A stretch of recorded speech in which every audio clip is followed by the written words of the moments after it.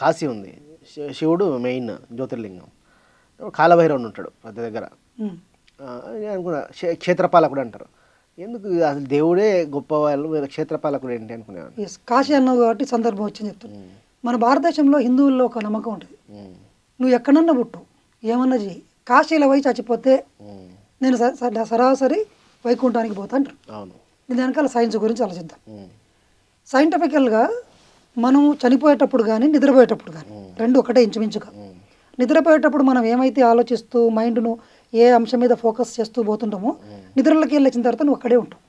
నిద్రపోయే ముందు ఆలోచించి కరెక్ట్. ఇప్పుడు నువ్వు పడుకుంటున్నావు, నేను పడుకున్న కళ్ళు మూసుకున్నాను, నాకు ఒక శత్రువు గురించి ఆలోచన వచ్చింది, కోపంతో నేను నిద్ర వాని గురించి ఆలోచించుకుంటూ పోయినా. I'm slipping into the subconscious mind. అది last thought of your previous day. Next morning లేచిన ఏమంటే ఫస్ట్ థాట్ అదే అవుతుంది. నిద్రలోకి వెళ్ళి లేచిన ఏమంటే ఫస్ట్ థాట్ అదే. ఫస్ట్ థాట్ ఏదుందో మళ్ళీ ఈవినింగ్ వరకు అదే ఉంటుంది. ఓకే. అందుకని ఏం చెప్తారంటే పండుకునేటప్పుడు ఏ శత్రువులను అన్ని క్షమించుకోండి. జీసస్ క్రైస్ట్ చెప్తాడు, before going to sunset settle everything అని చెప్తాడు. అంటే ఏమైనా ఆర్గ్యుమెంట్స్ ఉన్నా, ఏమైనా ఇచ్చిపుచ్చికున్నది ఉన్నా కంప్లీట్ చేసుకోండి అంటారు. సన్సెట్ బిఫోర్, ముందే, నిద్రపోయే ముందే. లేదంటే సబ్ కాన్షియస్ మైండ్లో పోయి మనకు కొన్ని సంవత్సరాల పాటు బాధిస్తుంది. అబ్బా. సేమ్ కాన్సెప్ట్ మన చావు దగ్గర ఉంది. ఓకే. చనిపోయేటప్పుడు చెవుల దగ్గర పోయి నారాయణ నారాయణ, శివుడు శివుడు అంటుంటారు. ఎందుకంటే మనం ప్రత్యేకంగా బయట ఎందుకని ఈయన అనుకోవాలి కదా. ఈయన అనుకోవచ్చు, అనుకోకపోవచ్చు, ఆడ అప్పుడున్న స్థితిని బట్టి అది గుర్తుకు కూడా రాదు. కానీ ఇక్కడ కాశీకి వెళ్తే ఏమైతుందంటే, ఎందుకు మన ఊర్లో గుడికాడ దగ్గర చచ్చిపోవచ్చుగా, కాశీకి వెళ్తే ఏమైతుందంటే కాశీలో ఒక గొప్ప గంగా నది శక్తి క్షేత్రం ఉంది. ఓషో చెప్తాడు నిగూఢ రహస్యాలు అనే పుస్తకంలో, క్లియర్గా ఉంది అందుట్లో. ఆ పుస్తకంలో ఏం చెప్తాడంటే, నిజంగా మీరు చూస్తున్న గంగా నది పక్కల కాకుండా ఆ 2-3 కిలోమీటర్ల దూరంలో ఆ చుట్టుపక్కల ఉన్నటువంటి శక్తి క్షేత్రాలు ఎక్కడనో నిజమైన గంగా యొక్క శక్తి ఉంది. కాశీ విశాలాక్షి, కాశీ విశ్వేశ్వరుడు అని ఉంది కదా. ఈ శక్తులు ఆ గుడి దగ్గరనే కాదు, గంగలో కూడా ఉంటాయి. గంగా ఎనర్జీ ఏమో ఇంకో చోట ఉంది.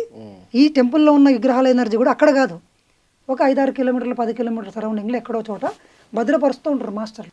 భద్రపరచడం ఏంటి? అవును. ఇప్పుడు నార్మల్ వ్యక్తులందరూ అక్కడికి వెళ్ళి దాన్ని మొత్తం డైల్యూట్ చేస్తుంటారు. మరి మానవులంతా శక్తి అంతా వాడేసుకుంటే మరి నెక్స్ట్ వచ్చడానికి ఏం కావాలా? ఇదంతా ఒక సిస్టమ్ ఉంది. సో అట్లా కాశీ దగ్గర ఆ ప్లేస్ అంతా కూడా మొత్తం హయ్యెస్ట్ ఎనర్జీసు, జ్ఞానము, పరలోకానికి సంబంధించిన అవగాహనలు, స్వర్గము, మంచితనము, ఇవన్నీ కూడా ఆ ఎనర్జీలో చుట్టుపక్కల ఉన్న ప్లేస్లలో నిక్షిప్తమై ఉంటాయి. చాలామంది, నేను కాశీకి వెళ్ళినప్పుడు ఒకసారి ట్రైన్లో వెళ్ళా, ఒక ఆమె పరిచయం అయింది.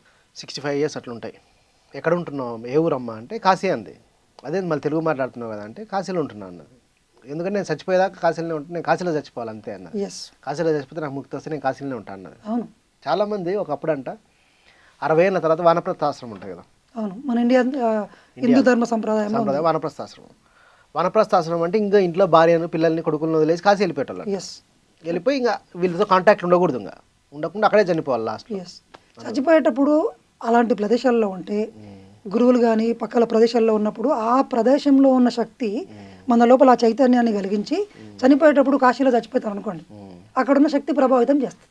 హఠాత్తుగా దేవుడు గుర్తొస్తాడు, పుణ్యం గుర్తొస్తుంది, ధర్మం గుర్తొస్తుంది, సేవ గుర్తొస్తుంది. ఈ గుణాలతో చచ్చిపోతాడు.